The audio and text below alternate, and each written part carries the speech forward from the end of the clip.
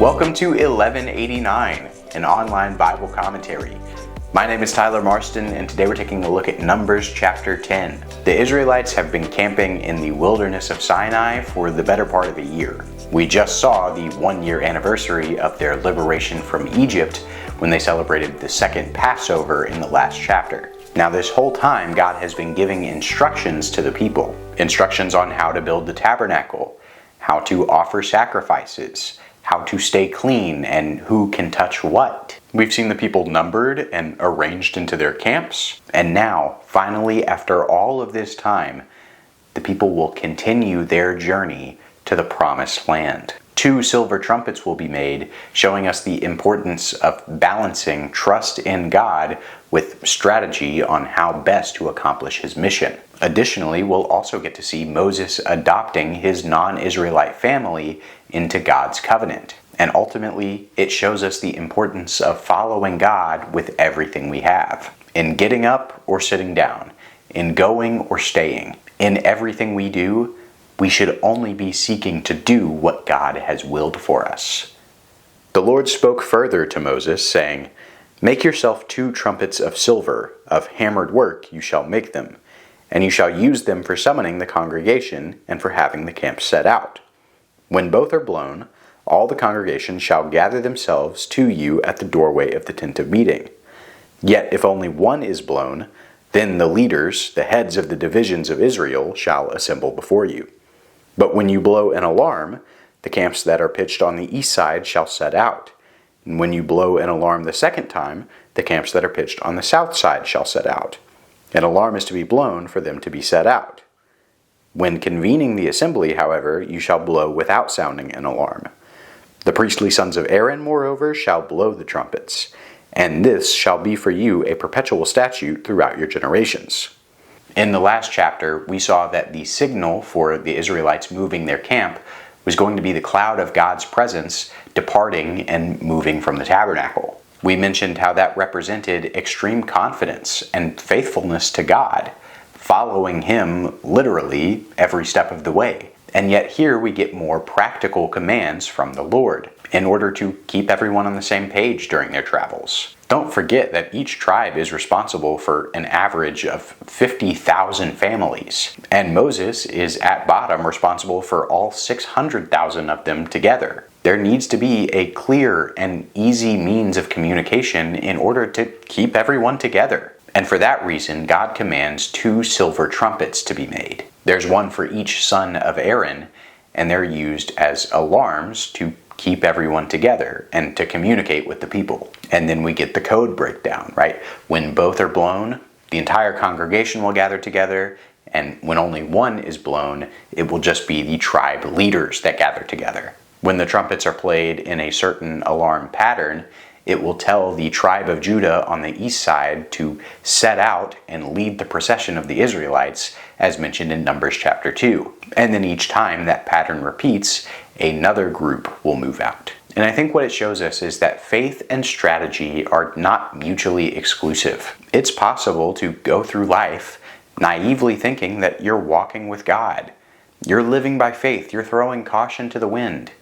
But that doesn't accomplish God's mission for your life. On the other hand, it's also irresponsible to think that we can somehow be in control of everything. We think there's some algorithm or code to crack in life, and then we will have everything figured out for the rest of our lives. What's clear here in this passage is that the people are obviously putting 100% of their faith and trust in God. They are only following where he leads them. And yet they are also communicating with each other clearly and strategically in order to follow him effectively. In our ministries and our churches today, in our families, we all need to be looking for that same balance. When you go to war in the land against the adversary who attacks you, then you shall sound an alarm with the trumpets, that you may be remembered before the Lord your God, and be saved from your enemies. Also in the day of your gladness, and in your appointed feasts, and on the first days of your months, you shall blow the trumpets over your burnt offerings, and over the sacrifices of your peace offerings, and they shall be as a reminder of you before your God. I am the Lord your God. These trumpets will also be used whenever Israel inevitably goes out to battle. Think of the walls of Jericho in Joshua 6. But these trumpets are also going to be used for feasts and holidays and sacrifices, as was commanded back in Leviticus 23 and 25. And so these trumpets are also going to be a reminder for the people that God is always with them, literally in times of war and in times of peace, in times of hardship and in times of celebration. God will not abandon them. Now in the second year, in the second month, on the 20th of the month, the cloud was lifted from over the tabernacle of the testimony, and the sons of Israel set out on their journeys from the wilderness of Sinai. Then the cloud settled down in the wilderness of Paran. So they moved out for the first time according to the commandment of the Lord through Moses.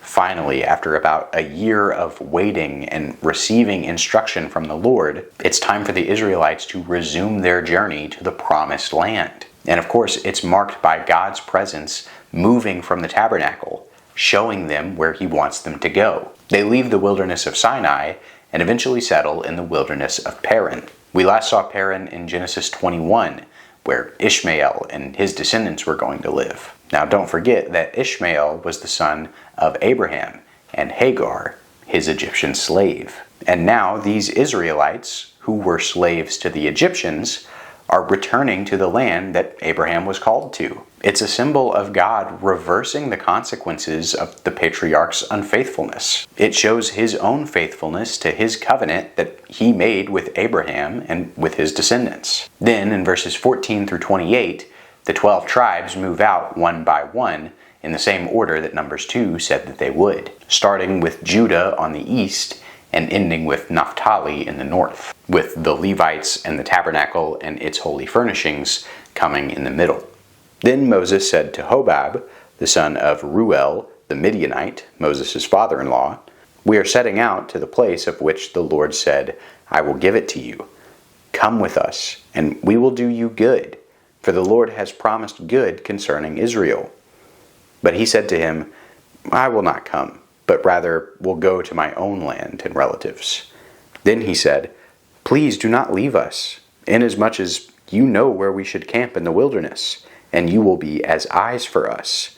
So it will be, if you go with us, that whatever good the Lord does for us, we will do for you." Meanwhile, we see that Midianites from Zipporah's family have been living among the Israelites since Exodus 18. Moses' father-in-law is here called Reuel, just as he was back in Exodus 2. One of Reuel's relatives, named Hobab, is invited by Moses to come with Israel all the way to the Promised Land. This is similar to that idea of the mixed multitude from Exodus 12. The group heading to the Promised Land is mostly Israelites, but there are also a mix of Egyptians and other ethnicities that were also liberated from slavery during the Passover. If Hobab helps the Israelites through the tough desert terrain, Moses promises that there will be a place for him and his descendants in Canaan. It's very similar to Genesis 12's blessing on Abraham. "Those who bless your descendants, I will bless." And that actually comes true for Hobab's descendants by the time of Judges 1 and 4.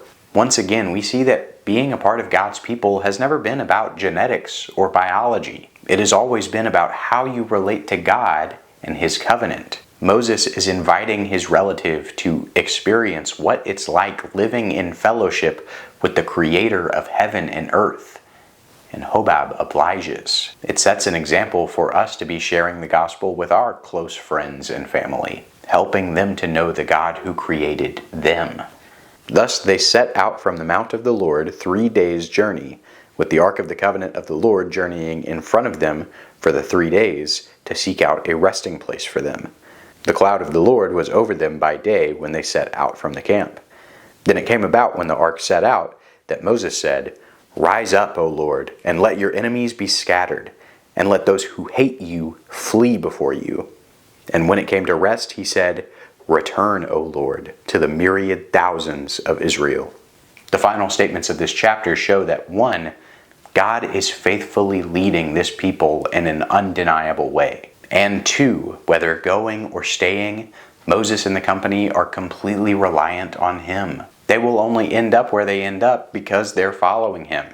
and they will only do what they end up doing because they're following him. Following him is the only way to accomplish anything, and the people are faithfully obeying him right now. And it sure seems like they've got everything figured out until you keep reading. But until then, notice how God being with us means that he leads us during times of war and times of peace, times of hardship and times of celebration. Notice how he is with whoever is with him, whether they're Israelite by blood or not. Notice how we are completely dependent on him for power and direction.